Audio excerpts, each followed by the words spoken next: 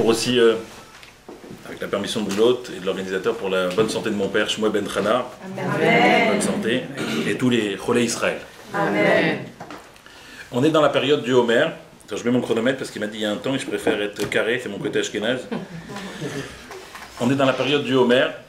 En même temps, on a commencé dans toutes les communautés le Pirkei Avot, ce qu'on appelle en français le maxime de nos pères.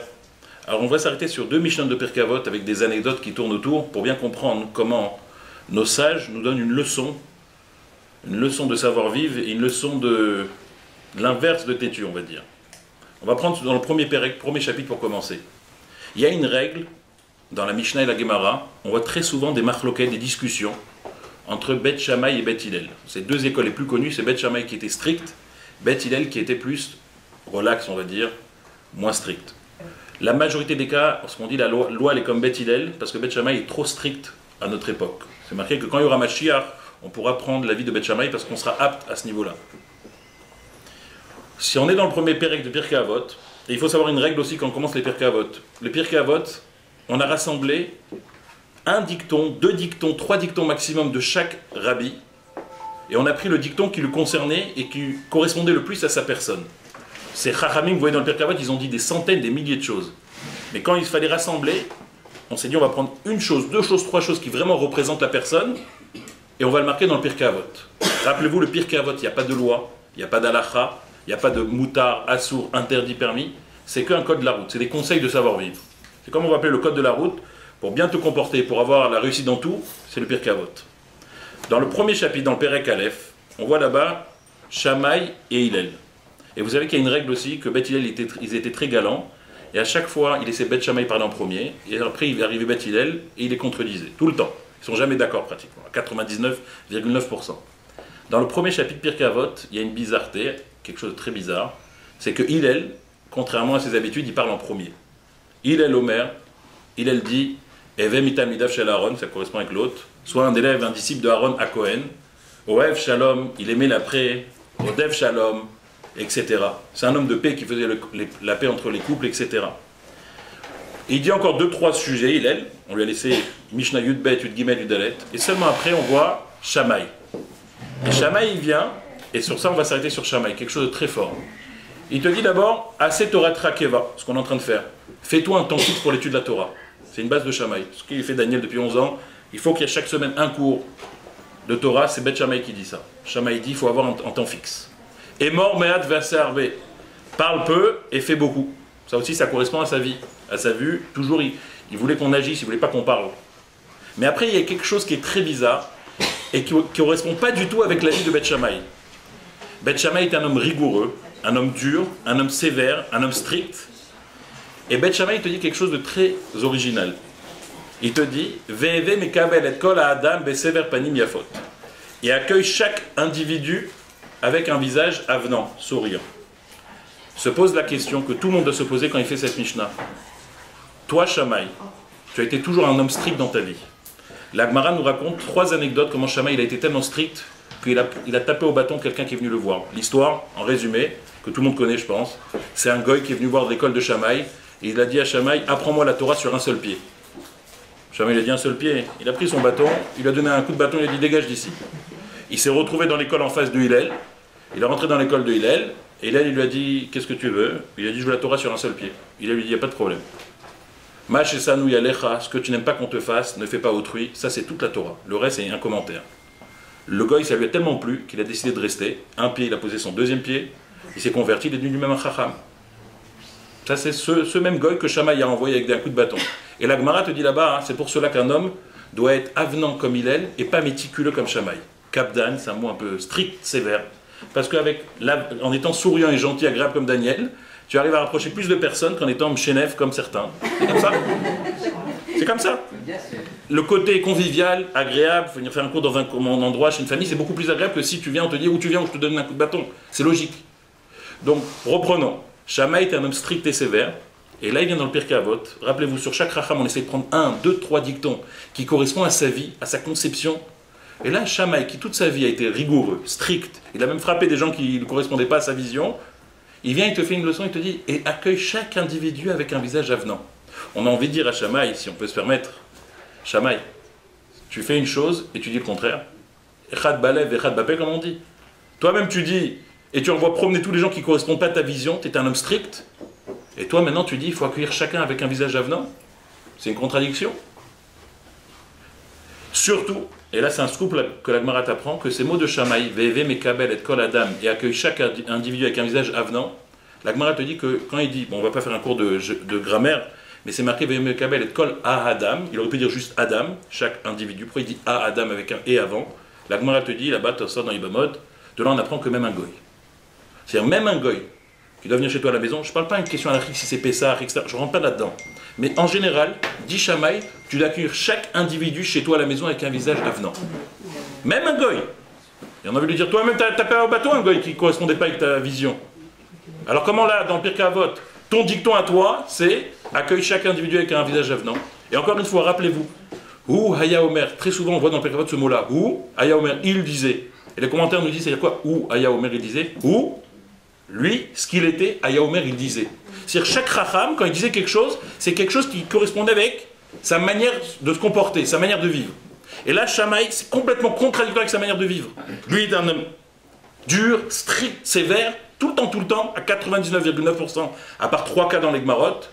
Et là, il vient, il te fait une leçon, il faut accueillir chaque personne avec un visage avenant. C'est une question. Il y a 2 réponses là-dessus. La première réponse, c'est qu'il y a 2 Shamaï, si on peut dire. C'est pas qu'il est bipolaire, que Dieu en préserve, mais il y a 2 Shamaï. Il y a Shamaï au boulot, et il y a Shamaï à la maison.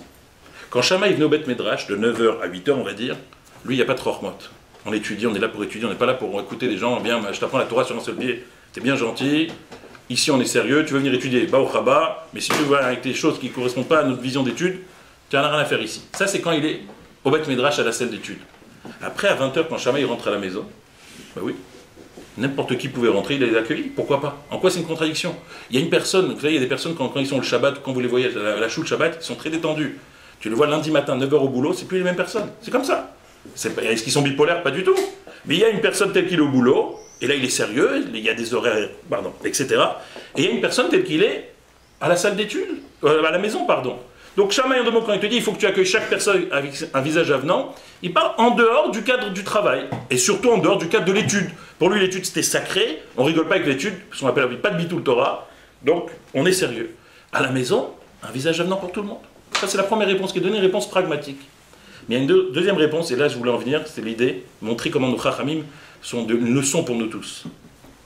On a dit tout à l'heure que c'est le seul cas où Shamaï il parle après Hillel, c'est dans Pirkei Avot. Normalement, c'est toujours Shamaï et Hillel. Et dans Pirkei Avot, on a dit c'était Hillel et ensuite Shamaï. Et c'est pas pour rien, c'est pas par hasard si la Mishnah elle est placée comme ça. Les commentaires te disent la chose suivante, que Shamaï, au bout d'un moment, il s'est rendu compte que le derer, la manière de Hillel, marchait mieux que la sienne. Il s'est rendu compte que lui, avec sa sévérité, ça qu'il était strict, ça marchait pas. Ve'araya est la preuve, le goy. Ce goy-là qui est venu en lui disant je vais apprendre la Torah sur un seul pied, il a fini d'être un chacham dans la maison d'Hillel. Il s'est dit mais qu'est-ce qui m'a manqué là? Qu'est-ce qui se passe? Et bien Shamaï il a fait un auto-bilan, il a fait une autocritique sur lui-même si on peut dire. Il s'est dit sûrement dans ma conception, dans ma manière de me comporter, bien sûr que c'était un Torah, tout ce qu'on veut, mais je n'ai pas été assez souriant, assez avenant. Viens Shamaï se dit, une fois que Hillel a dit justement dans le Pirkei Avot, soit un disciple d'Aaron, un homme de paix qui court après la paix, etc. Il a laissé parler Hillel pour une fois. Il a dit Hillel, c'est intéressant ce que tu es en train de dire. Parce que je me rends compte comment tu as réussi à approcher toi les gens et moi au contraire il s'éloigne de moi. Quand il a entendu ces paroles-là de Hillel, il s'est rendu compte de la manière avenante, la manière agréable, comment c'était plus sympathique si on peut dire. Il a compris que justement, à lui aussi, même si c'est passé des années, eh ben, il peut changer. Et dans Pirkei Avot, justement, il a changé. Il s'est dit maintenant, oui, Ve'eve mekabel et kol adam beserer paniyafot. Ça arrive à un moment, une personne, même quand il croit qu'il a du bagou, il a du bagage, il a l'expérience, à tout moment dans la vie, on peut se changer. On n'est pas obligé de se buter. Au contraire, tu peux faire un pas en arrière.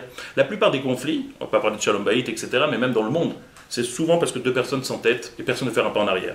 Les 2 font des pas en avant, voire 2 pas en avant, et ils se rentrent dedans. Mais s'il suffirait qu'un des 2 fasse déjà un pas en arrière, le conflit s'arrête. Malheureusement, c'est que tout le monde est un peu orgueilleux de faire le premier le pas en arrière. Parce que si je fais le pas en arrière, la prochaine fois, il me dire ah, tu vois, c'est toi qui as fait le pas en arrière, c'est que tu avais tort. Bon, Eina Davarsov, il n'y a pas de limite à ça. Te dit Shamaï, justement, oui, on peut éviter les conflits. On peut arrêter à un moment donné. Dans la vie, même si tu crois que tu as eu la science infuse, tu as eu raison, eh ben, il se peut que tu t'es trompé. Et quand Shamaï s'est rendu compte que l'approche de Hillel marchait mieux que la sienne, attention, on ne parle pas, c'était Alpi Alachas qui faisait, mais je parle dans la manière d'accueillir les gens, Il s'est dit, on va faire un pas en arrière, on va changer. VV Mekabel, il a eu d'un extrême à l'autre. Une fois qu'il a entendu les mots d'Ila, il s'est dit, je vais accueillir tout le monde, même les goïms. C'est-à-dire, il est parti dans un extrême opposé pour te dire qu'à tout moment, un homme, une personne, une femme, n'importe qui dans sa vie peut changer. On raconte que justement, un jour, il y avait un fils qui était à table, et il demande à son père à table, papa, comment elle a commencé la Première Guerre mondiale? Ouais, bon, l'Empire austro-allemand, ils ont envahi la Belgique. C'est un peu trompé. La mère lui fait, Moussaoud, si je peux me permettre, c'est parce que l'héritier de la couronne, il a été assassiné par un Serbe à Sarajevo. C'est ça l'élément déclencheur. La Moussaoud, il regarde vers sa femme, il fait, quelqu'un t'a sonné, quelqu'un t'a parlé. La femme, elle entend ça à table, Archouma devant tout le monde, le fait honte et tout, etc. Elle pose sa fourchette, elle claque, elle se lève de sa chaise, pardon, elle va dans sa chambre, elle claque la porte. Elle est partie de table. Et là, le fils qui était fif, il se retourne vers son père, il fait, papa, j'arrive à comprendre comment commencent les guerres. C'est comme ça. Une petite chose, une petite parole, etc. C'est ça qui fait justement qu'une personne s'entête, se borne, se bloque. Alors qu'à l'inverse, quand de temps en temps tu te dis, bon, j'ai pu me tromper, maintenant je vais faire un pas en arrière, qu'est-ce qui va se passer au pire des cas? Eh bien, Shammai, justement, c'est l'exemple de ça. Que de temps en temps, un pas en arrière, ça peut faire changer complètement une personne. Et l'histoire la plus connue qu'on peut voir là-dessus, c'est la Gemara qui nous raconte. C'est une histoire connue, mais on ne connaît pas la fin. Dans la vie, on a l'impression que quand quelqu'un a un esprit contradicteur, c'est qu'il veut t'embêter. Quand quelqu'un te pose des questions, etc., tu as l'impression, mais jamais quand je dis quelque chose, il est d'accord avec moi, toujours il doit me poser des questions. Et regardez cette histoire-là entre Rabbi Yochanan et son beau-frère Resh Lakish, comment elle est belle. Parce qu'on connaît le début. Le début, tout le monde le connaît, mais on va le rappeler en résumé. Rabbi Yochanan est un homme d'une beauté rare. Il était très gros, mais il était beau. Beaucoup de femmes enceintes faisaient la queue pour aller le voir, parce qu'il disait que quand on voit quelqu'un de beau enceinte, ça peut aider pour l'enfant. Et Rabbi Yochanan, un jour, va se baigner dans le Jourdain, la Gemara te raconte. Et il se baigne, et qui arrive là-bas? Le brigand Resh Lakish. Lui, c'était le brigand réputation qui le précédait. On va pas faire le CV de Resh Lakish, mais il avait un casier, comme on dit. En tous les cas, lui aussi, il se baigne dedans. Et quand il voit Rabbi Yochanan, il lui dit, et je vous dis textuellement les mots de la Gemara, ta beauté, c'est pour les femmes. Il dit comme ça Rabbi Yochanan. Lui, il était cru, lui. Il ne passait pas par quatre chemins. Et Rabbi Yochanan, il dit, ta puissance, ta vigueur, c'est pour la Torah. Comme ça, il répond du tac au tac. Moi, ma beauté, elle est pour les femmes. Toi, ta puissance, tu pourrais l'utiliser pour la Torah. Resh Lakish lui dit, t'as vu qui je suis? T'as vu où je suis? Moi, la Torah. Rabbi Yochanan lui dit, tu me considères comme un homme beau. J'ai une sœur qui est 10 fois plus belle que moi. Tu fais tchouva, je te la propose et peut-être tu dois te marier avec elle. Resh Lakish a dit banco. C'est un homme qui avait une puissance. Il a fait une tchouva, 180 degrés. Et il s'est marié avec la sœur de Rabbi Yochanan, ils ont eu des enfants. Pardon.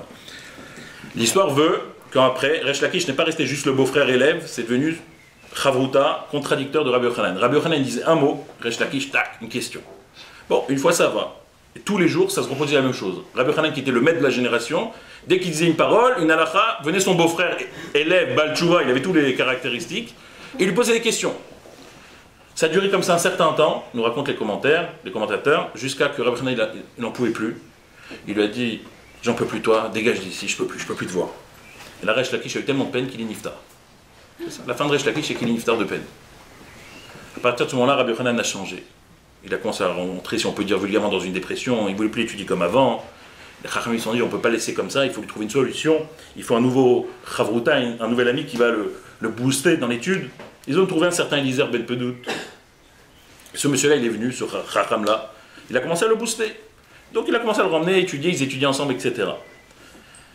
Et Rabbi Yochanan commence à dire des choses. Eliezer Ben Pedout dit, vous avez raison, il emmène des preuves de toute la Bible, tac, la Torah, le Nach, etc. Et un jour, Rabbi Yochanan, il arrête et lui dit, écoute, où est mon beau-frère et où tu es toi? Alors, l'autre lui dit, ça veut dire quoi? Il dit, c'est très simple. Quand moi, à l'époque, je disais un mot, mon beau-frère me posait 24 questions contre le mot que je disais. 24, pour me contredire. Et toi, à chaque fois que j'emmène une parole, tu m'emmènes 4 preuves comme ce que je dis. C'est pas avec toi que je vais évoluer. C'est parce que justement, mon beau-frère, avec ses 24 questions, il me poussait, si on peut dire, dans mes derniers retranchements, et je suis obligé de monter. Alors que toi, à chaque fois, quand tu m'emmènes des preuves sur ce que je dis, bah, je suis tranquille, et j'ai pas besoin d'aller de l'avant. Ça veut dire quoi? C'est-à-dire qu'en fait, en fin de compte, quand une personne, il a l'impression que la personne en face de elle ou de lui est en train de lui poser des questions sur ce qu'il dit, c'est pas toujours négatif. Il ne faut pas le prendre comme une attaque. Prends le contraire, ça va me permettre de mieux évoluer. Si justement on me pousse dans mes derniers retranchements, je vais pouvoir sortir des qualités que je ne pensais pas avoir. Et c'est ça justement l'enseignement que Shammai nous montre. Shammai, avec tout son côté dur, sévère, etc., à un moment donné, il a compris que si pour X ou Y raison, il faut changer, ben, je fais un pas en arrière et je change à 180 degrés, je change complètement. C'est ce qu'il a fait.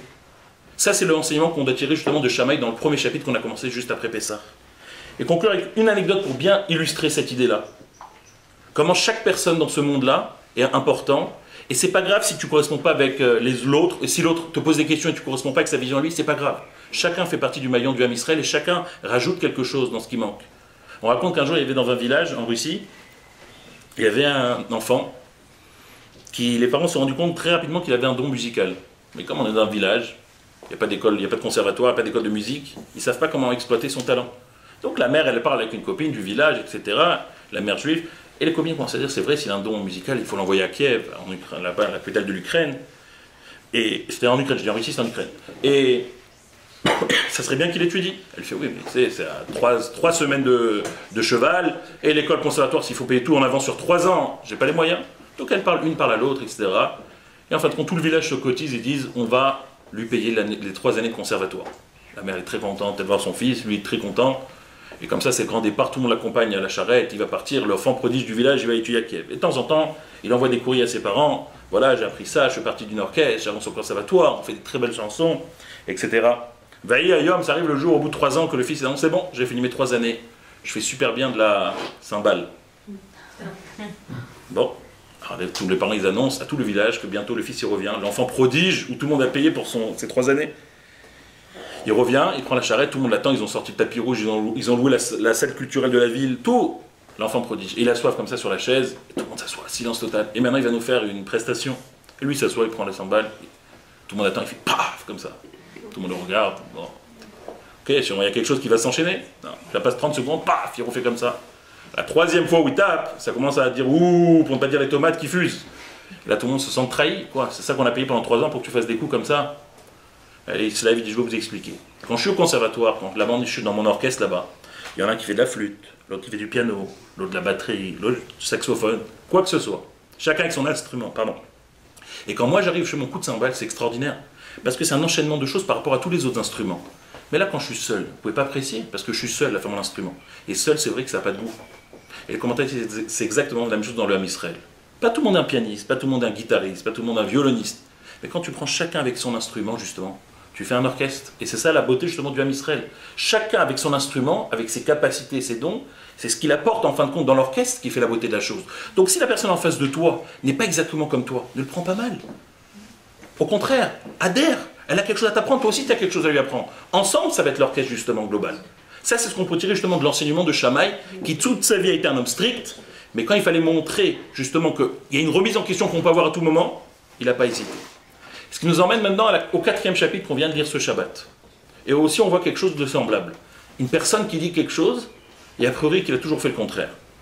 En l'occurrence, le héros de dimanche, Rabbi Shimon Bar Yochai. Vous savez que si vous prenez toute la Gemara, bon, je ne sais pas si vous ouvrez souvent des Gemarot ou des Mishnayot, il n'y a pas un chapitre où il n'y a pas le nom de Rabbi Shimon. Et Rabbi Shimon, c'est Rabbi Shimon Bar Yochai. C'est le seul que dans tous les chapitres, vous allez même dans Negaim, Oktzim, c'est les Mishnayot de Tumatara, chaque chapitre, il y a au moins une fois le nom de Rabbi Shimon qui est mentionné, tellement qu'il y a du mérite. Rabbi Shimon, rappelez-vous, dans le Pirkei Avot, ça doit toujours être un mot, un dicton qui correspond avec sa vision de la vie. Ou Aya Omer, il est ce qu'il disait. Ou il disait ce qu'il était. Rabbi Shimon te dit dans le Pérec qu'on vient de lire le Shabbat dernier, dans la Mishnah 13, Yud Gimel, il te dit Shloshak Tarimem, il y a 3 formes de couronne. Il y a la Keter Keuna, il y a la couronne de la prêtrise, le Kohen, voilà, on revient toujours au Kohen d'une certaine manière. Il y a le Keter Malchut, il y a la royauté, il y a le couronne du roi. Et il y a aussi Keter Torah, il y a la couronne de l'homme qui est érudit en Torah. Mais Rabbi Shimon rajoute un mot, une phrase. Et il te dit, mais il y a aussi Keter Shem Tov, il y a la couronne de la bonne renommée, de la bonne réputation, Olé Al-Gabéen, qui elle surpasse tous les autres couronnes. On résume, à la base tu as 3 couronnes les plus connues, la prêtrise, la royauté et la Torah. Mais viens Rabbi Shimon, il te dit un scoop, sache qu'au-dessus de ces 3-là, il y a une couronne qui est encore plus importante, qui est celle de la bonne renommée. Quelqu'un qui fait des bonnes actions au quotidien, il rend visite à des malades, il prête de l'argent, il fait de la tzedaka. Ça c'est même mieux que les 3 précédentes. Alors tu te dis, Rabbi Shimon, c'est très beau ce que tu dis. Kol hakavod. Ça encourage les gens à faire du chesed. Mais qui le dit? Rabbi Shimon. Alors on va résumer Rabbi Shimon, c'est qui? Si j'avais plus de temps, je vous raconter même l'histoire de la naissance de Rabbi Shimon, parce qu'on parle souvent de son décès. Même la naissance de Rabbi Shimon, regardez sur internet comment il est né, c'est extraordinaire ce qui s'est passé. Un rêve, Rosh Hashanah, un vieux monsieur dans une forêt, toute une histoire. Sa mère était stérile, son père devait divorcer de sa mère, toute une histoire. Yochai devait divorcer de Sarah. Bon. Et Rabbi Shimon, toute sa vie, comme c'est un enfant miraculeux, il a consacré à l'étude de la Torah rigoureux. Comme ils disent en Arabie Saoudite, c'est l'islam wahhabite. C'est très très rigoureux. Rabbi Shimon faisait partie de ces prouchim. Il était détaché du monde, il était que dans la Torah. La Gemara te raconte d'ailleurs, pour te montrer à tel point qu'il était dans la Torah, qu'un jour il y a un élève de Rabbi Shimon qui est parti de la yeshiva, il est allé dans le business. Comme ça qu'il est la Gemara. Et il a réussi. Il a fait fortune. Et tu as des autres élèves qui ont entendu que leurs anciens camarades avaient fait fortune, ils ont dit propre à nous aussi on veut se lancer. Et là, Rabbi Shimon il a pris quelques-uns, il leur a dit venez voir. Il les a emmenés devant une plaine. Il leur a dit attendez ici. Il a dit vous voulez quoi? Vous voulez de l'argent? Ils ont dit qui refuse de l'argent? Oui. En quelques secondes, cette plaine elle s'est remplie d'or. Il leur a dit allez-y, servez-vous. Mais attention, parce qu'ils allaient tous se jeter, nager comme Picsou. Il leur a dit attention, si vous prenez maintenant cet or-là, ça vous enlève une part dans le monde futur. C'est un choix à faire à un moment donné. Tu ne peux pas tout avoir. Ça ne veut pas dire qu'il ne faut rien avoir dans ce monde-là. Mais d'une certaine manière, si tu veux prendre quelque chose qui n'est peut-être pas prévu, bah, ça t'enlève quelque chose dans le monde futur. Et là, tous sont revenus, ils n'ont pas touché. Rabbi Shimon a commencé à dire à ses élèves, il faut faire que l'étude de la Torah jour et nuit. Et des élèves ont commencé à faire ça, et malheureusement, après, ils n'avaient pas de parnassa. Ils sont pris des murs. Parce que lui, il tenait qu'il fallait étudier jour et nuit. D'ailleurs, lui, un jour, vous savez, il a eu une marloquette avec un autre grand sage qui s'appelait Rabbi Ishmael. Ils ont expliqué, il avait un problème sur 2 versets de la Torah. Il y a un verset de la Torah qui te dit Vegeta, tu dois travailler dans la Torah, Velo Yamouche, il ne faut pas que la Torah elle parte de ta bouche, Yomam Valayla jour et nuit. En 2 mots, un homme doit étudier la Torah jour et nuit. Dans le Vayim Shamoa, qu'on lit tous les jours après le Shema, c'est marqué Vasafta de Ganecha. Tu dois rassembler ta récolte. C'est-à-dire tu dois faire la parnassa, travailler. Comment la Torah peut te dire 2 versets qui te contredisent? Comment tu peux en même temps étudier la Torah jour et nuit et en même temps ramasser ta récolte? Alors c'est un problème. Alors Rabbi Ishmael, il a dit c'est très simple. Quand la Torah te dit tu étudies jour et nuit, un peu le matin, un peu le soir. Si un homme, après la tefila ou avant la tefila, étudie un petit peu le matin, et le soir, avant la tefila, il étudie, il s'est rendu quitte de la mitzvah de la Torah, et toute la journée, il fait la parnassa. Rabbi Ishmael dit t'es fou? Pas du tout. Il faut étudier jour et nuit. Alors la Gemara demande alors comment il va faire la parnassa? Moi je me dis étudier Hachem et Vator et la parnassa. Malheureusement, beaucoup ont essayé, comme il dirait l'autre, et ça n'a pas marché. Ils n'ont pas eu de parnassa. Et la Gemara te dit c'est pour cela que les commentateurs disent qu'il vaut mieux faire comme Rabbi Ishmael. Parce que pas tout le monde est apte à étudier de la Torah toute la journée et qu'il y a la parnassa qui tombe du ciel. Il faut être un Rabbi Shimon Bar Yochai justement. Donc, les gens ont fait comme Rabbi Ishmael. Ils étudiaient un peu le matin, un peu le soir, ils travaillaient le reste de la journée. Mais ça montre en tous les cas que Rabbi Shimon Bar Yochai était un canaï, un extrémiste dans la Torah. Et qu'est-ce qu'il vient de te dire maintenant sur Rabbi Shimon Bar Yochai? Il te dit attention, la bonne réputation, c'est même au-dessus de la Torah. On a envie de dire la même chose qu'on a dit tout à l'heure à Shammai. Toi, toute ta vie, c'était que étude de la Torah.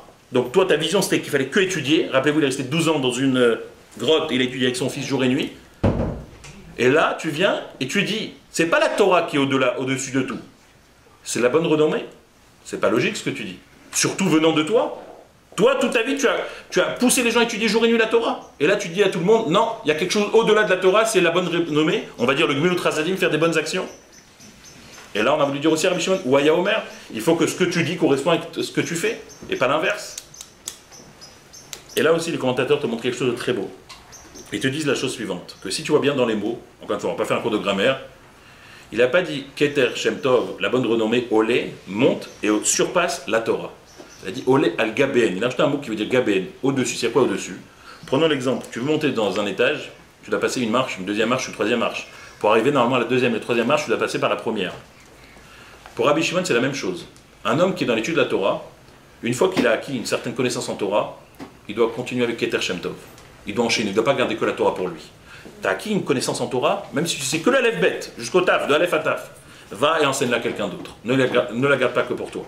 C'est ça qui dit voler al Gaben. C'est comme une marche. Tu as un peu de Torah, Keter Torah, parce qu'on va dire que les 2 autres couronnes, on ne les a pas. Il faut être un Kohen ou il faut être un roi. Mais il y a une 3e couronne qu'on peut avoir, c'est la Torah.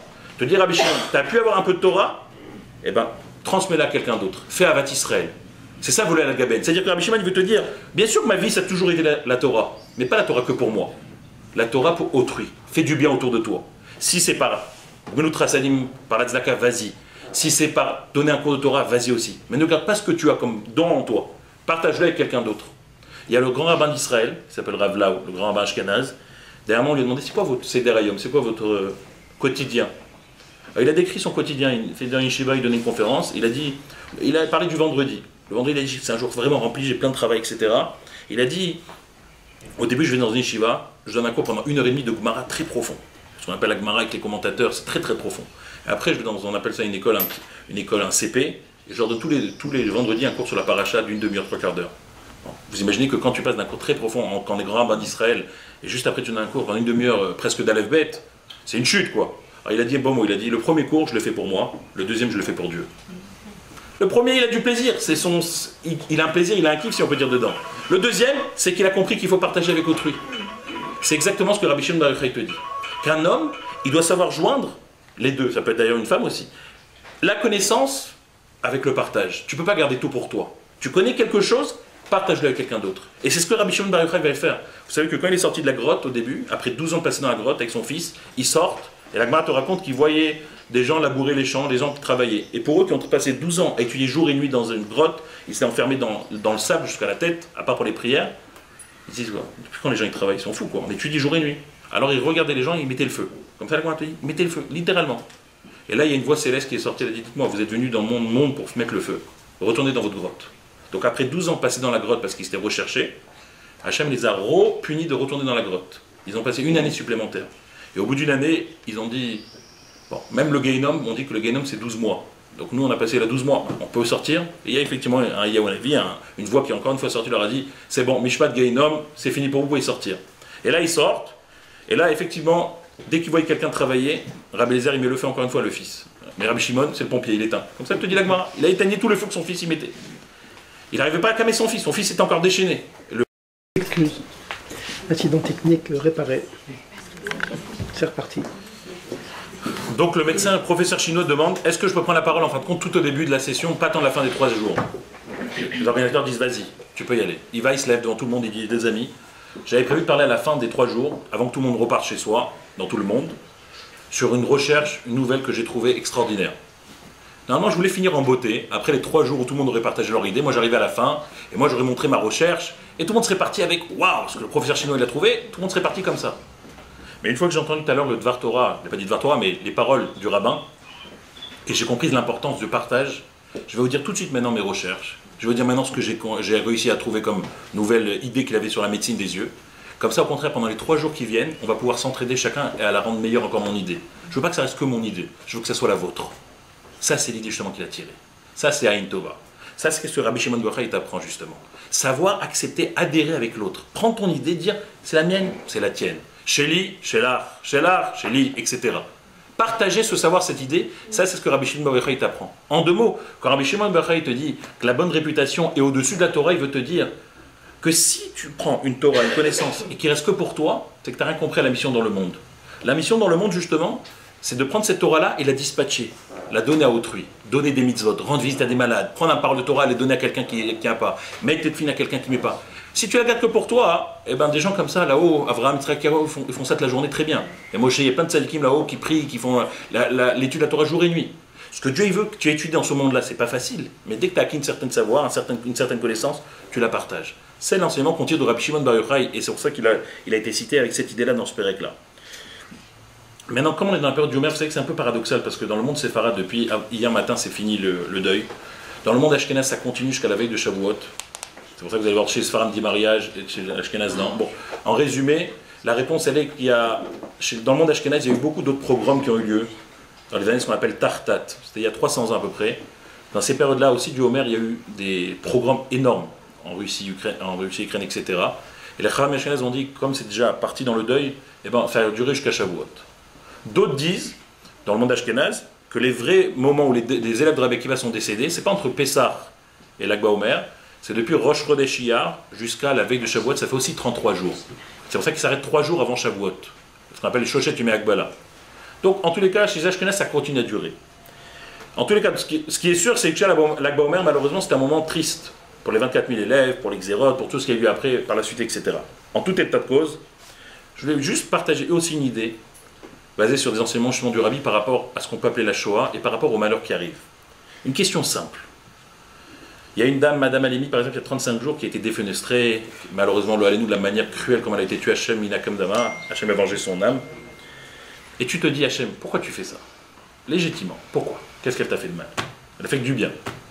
On va pas rentrer, chaque semaine tu peux trouver en Israël des gens, malheureusement, un bébé il y a encore un mois là qui tombait dans une crèche en Israël, que tout le monde faisait télim, font télim pour lui, etc. Tu peux te dire, Hachem, pourquoi tu fais tout ça? C'est légitime de demander. On n'est pas les seuls. Avram a déjà dit à Hachem, Hachem, toi, la justice, tu ne vas pas faire de justice quand il a voulu détruire Sodome, etc.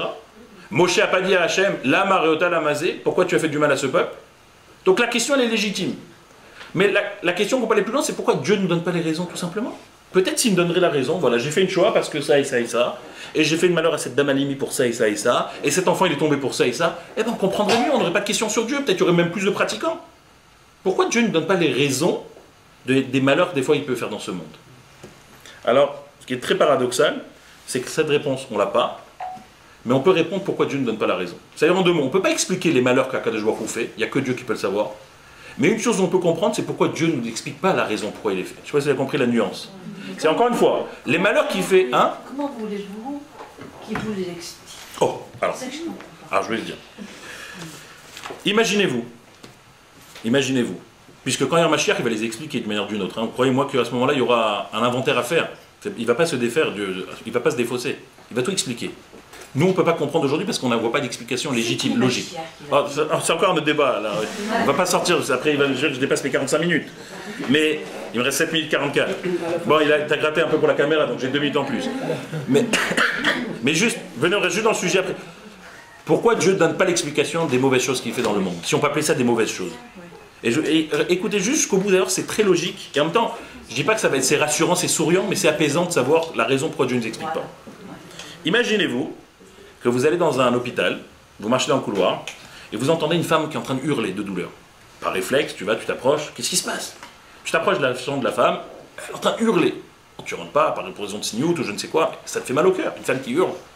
Et juste devant la chambre, tu te retournes, tu vois un monsieur qui est en train de boire un café, qui s'avère être le mari de cette dame, avec un autre monsieur qui est le père de la dame, ils sont en train de boire un café, ils jouent avec le téléphone, et là, légitimement, tu te retournes, excusez-moi, il y a une femme qui hurle là, et vous jouez là, qu'est-ce que vous avez?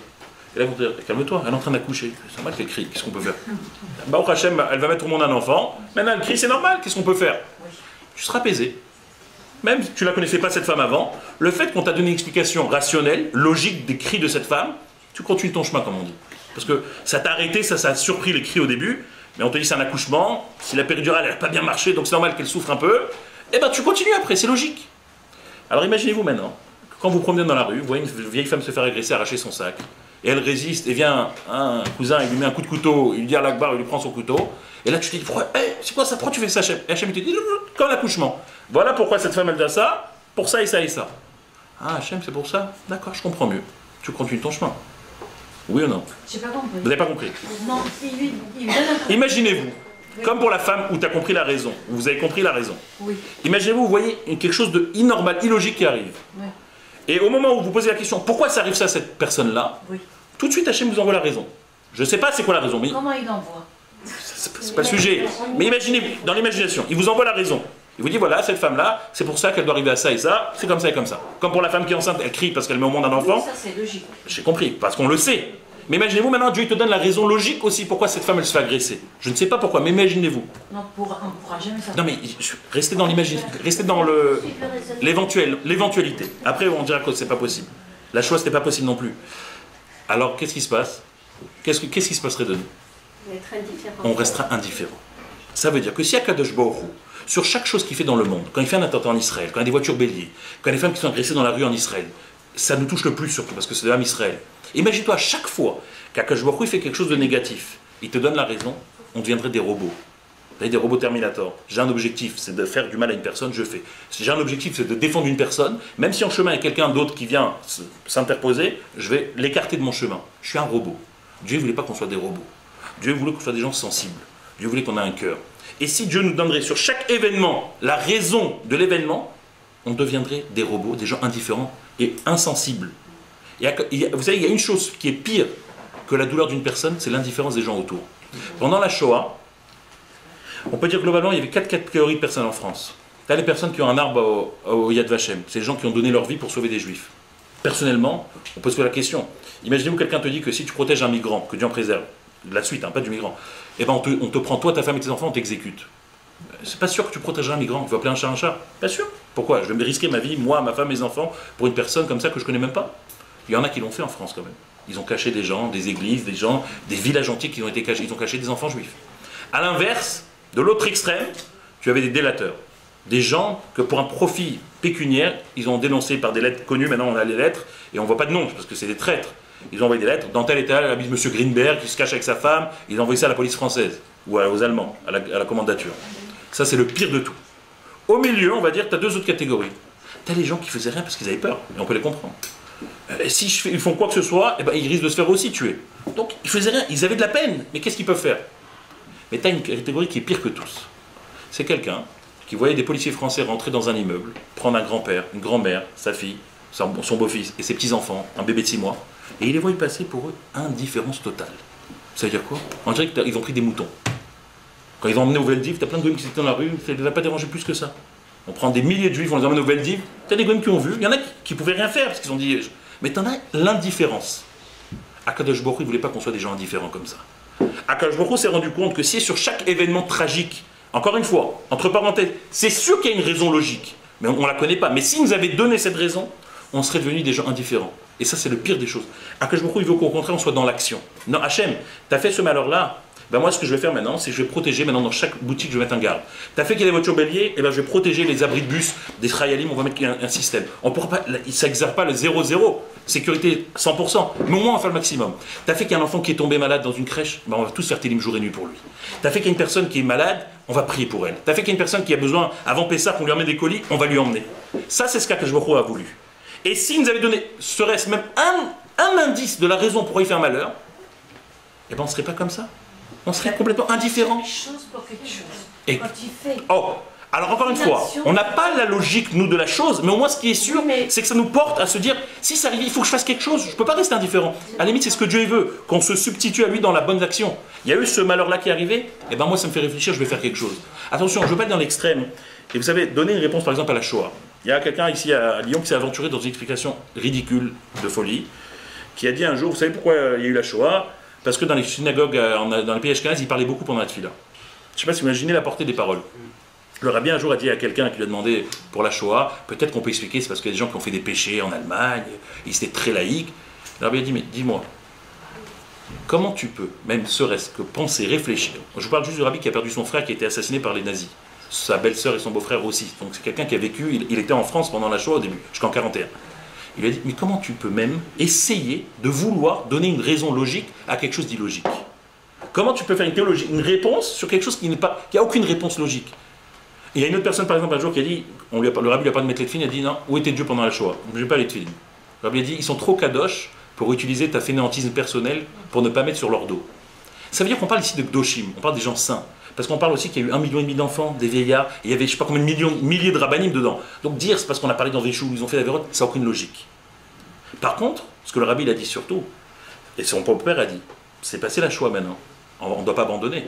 Parce que si tu abandonnes, la solution finale d'Hitler, ben elle va se réaliser. Beaucoup d'Ashkénazes après la Deuxième Guerre mondiale ne voulaient pas faire la Mila à leur fils, parce qu'ils ont dit que la Mila ça les a trahis.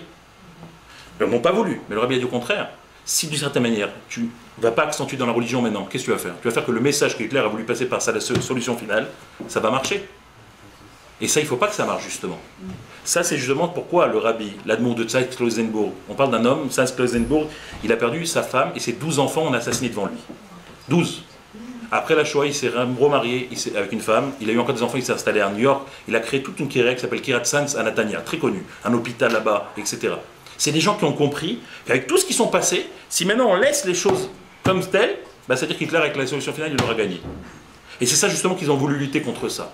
En tous les cas, le message il est que quand Akadosh Baruch Hu fait malheureusement des choses qui sont illogiques, Dieu... Ah ouais, c'est fini, il reste 2 minutes, parce qu'il y a la caméra. Dieu a voulu te faire passer un message au moins, que tu utilises ces choses-là pour aller de l'avant. Je ne t'explique pas pourquoi, parce que je ne veux pas que tu sois un robot. Mais toi, tire un message positif. Pas de la chose elle-même, mais dorénavant, je vais essayer de faire quelque chose de meilleur. Je vais avancer de l'avant. Je vais essayer d'aider ce que les nécessiteux n'arrivent plus. Que une personne qui est dans le besoin n'est plus dans le besoin. C'est ça que je vois qu'il attend de nous en fin de compte. Et c'est pour cela qu'il ne nous donne pas justement toutes les raisons logiques pourquoi il fait ces choses-là, etc. Et je veux juste conclure avec une histoire pour finir, qui n'a pas un rapport avec la Shoah. C'est une histoire que j'ai lue récemment. J'avais entendu déjà des bribes de cette histoire, mais pour montrer que des fois chez les tzadikim, parce qu'on a l'impression que les tzadikim c'est des dieux.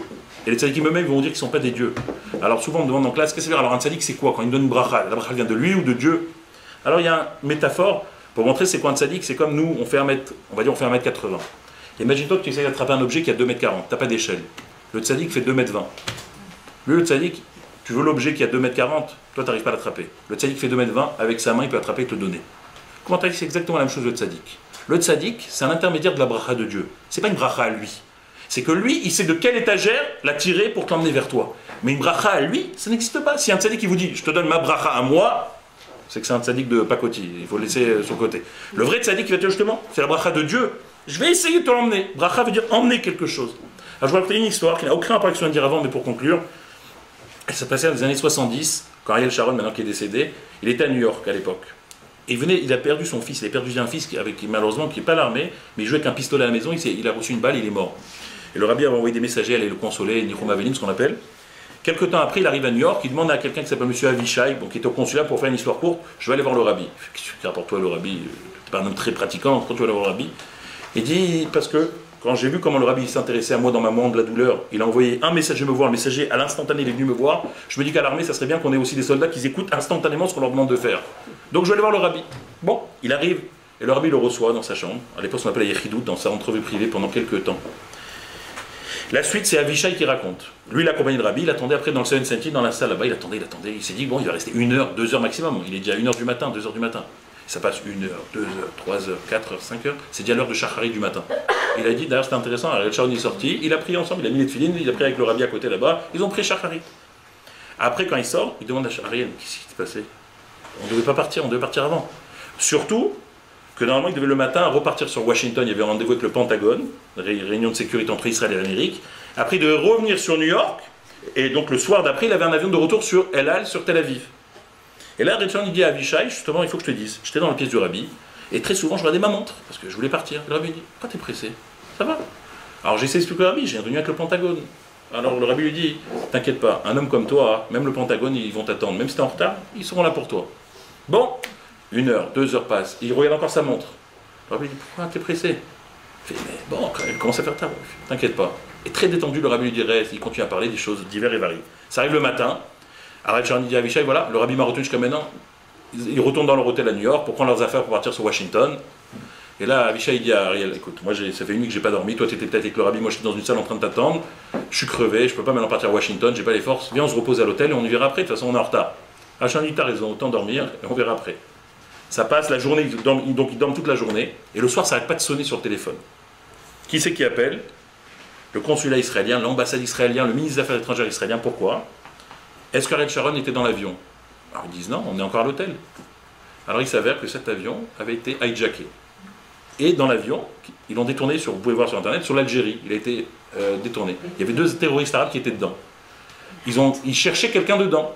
Et quand ils n'ont pas trouvé la personne, au bout d'un moment en Algérie, il y a eu une discussion, ils ont libéré tout le monde. Qui était la personne qui cherchait? Ariel Sharon. Oh. Alors Ariel Sharon a pensé, il dit, mais le rabbi m'a sauvé ma vie, c'est pas possible. Donc il a remercié bien sûr le rabbi, etc. Mais l'histoire, elle est très belle, c'est ça que je voulais en conclure. Quelques années plus tard, il y a un grand Rosh Yeshiva qui est maintenant décédé. Il est passé une fois chez le rabbi, il a dit, rabbi, et c'est une question qu'on peut tous se poser. Il s'appelle exactement son nom, Zev Sigal, il est décédé. C'était un rav de ce qu'on appelle Young Israel, c'est un grand organisme en Amérique. Il dit, rabbi, si je peux me permettre, c'est vrai que vous avez sauvé la vie à Ariel Sharon? Le rabbi, il fait, bon, oui, non, non, c'est mentir, oui, c'est orgueilleux. Oh, il fait un regard. Et là, il dit, mais si vous savez que l'avion allait être détourné, pourquoi vous n'avez pas dit à tous les autres juifs de l'avion de ne pas le prendre? Pareil, quand tu penses vraiment. Fait un miracle pour tout le monde. Pourquoi que pour Ariel Sharon? Il y a des élites et des autres qui peuvent se faire. Et le rabbi a dit cette phrase, et c'est une grande leçon de Hanava, et en même temps on ne sait pas ce qui se passe dans la tête de Tzadik. Il a dit, écoute, Ariel Sharon m'a dit qu'il allait partir, je lui ai dit de ne pas partir parce qu'on m'a dit de lui dire de ne pas partir. Pourquoi? Je ne sais pas. Voilà. C'est comme ça que ça marche un Tzadik. Je répète, on m'a dit, je ne sais pas pour un rabbi qui lui dit en tous les cas, de ne pas laisser Ariel Sharon partir. Est-ce que je savais pourquoi? Non. Donc je ne l'ai pas laissé partir. Voilà comment c'est quoi un Tzadik. C'est un tzaddik d'une certaine manière. Lui aussi, on a parlé d'un soldat. Hachem lui passe des messages. Il ne va pas dire, moi j'ai fait un miracle, et moi j'ai sauvé, etc. Il a dit, on m'a passé un message de ne pas laisser partir. Après, je ne pouvais pas dire pour tout le monde de ne pas prendre l'avion, on ne m'a pas dit de ne pas dire à tout le monde. Ça, c'est justement comment, d'une certaine manière, Sharon, il a été sauvé par le rabbi grâce à cette entrevue qui était dans les années 70 de cet avion-là. En tous les cas, j'espère que quand on finit, surtout Besfarad, qu'on a fini le Homer, que ce soit des moments de joie, Bechal Israël, qu'on arrive en don de la Torah, Bekalat Torah, Besimcha, Bepnimiyut, et qu'on puisse recevoir Mashiach très rapidement. Est-ce que vous pouvez nous expliquer Qui viendra Mashiach? Du roi David.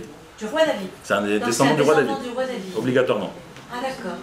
Et Dieu, comment ça va se passer? C'est Dieu qui décidera? Vous savez ce que le rabbi vous aurait répondu? Oui. Qu'il arrive, il va répondre à toutes les questions. On verra, ça sera en live. Maintenant avec les moyens de technologie, on verra tout. Le principal, c'est qu'il vienne. Le Maïmonide dit, le Rambam dit, il faut croire chaque jour d'une fois parfaite que Mashiach il vient. Il faut juste croire. Le problème, c'est qu'on n'est même pas dit ça y croire vraiment sincèrement parce qu'on se pose des questions. Comment ça va être quand un Mashiach? Est-ce que j'aurai toujours ma maison? On va tous aller en Israël, mais il n'y a pas assez de place. On est tous un petit peu comme ça. C'est-à-dire qu'on ne croit pas d'une fois parfaite. Comment ça sera le monde? Ah, mais Qu'est-ce qui vous va voyez? changer? Ouais, ouais. Oui, c'est vrai. C'est un problème, hein. On est trop. Je sais, mais le monde, comment ça va être? Il va être parfait. Est-ce qu'il y aura